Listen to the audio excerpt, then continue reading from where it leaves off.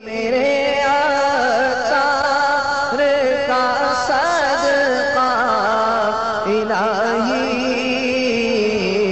मेरा जज्बा किसी सूरत ना कम हो। वमन ताब व अमिल सालिहन फइन्नहु यतूबु इलल्लाहि मताबा।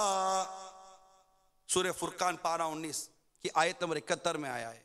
और जो तौबा करे और अच्छा काम करे तो अल्लाह की तरफ रुजू लाया जैसी चाहिए थी।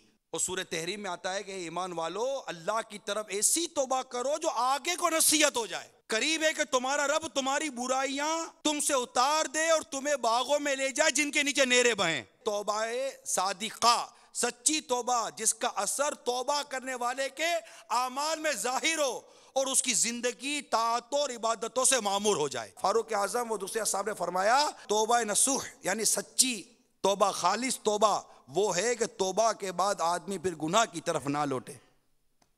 जैसा कि निकला हुआ दूध फिर थन में वापस नहीं होता, फिर पहले से अच्छा होकर पलटे। क्या कुरान सीख लिया? जब गए थे तो कुरान तो सही पढ़ना आता नहीं था, तो आकर कुरान सीखने की कोई कोशिश की?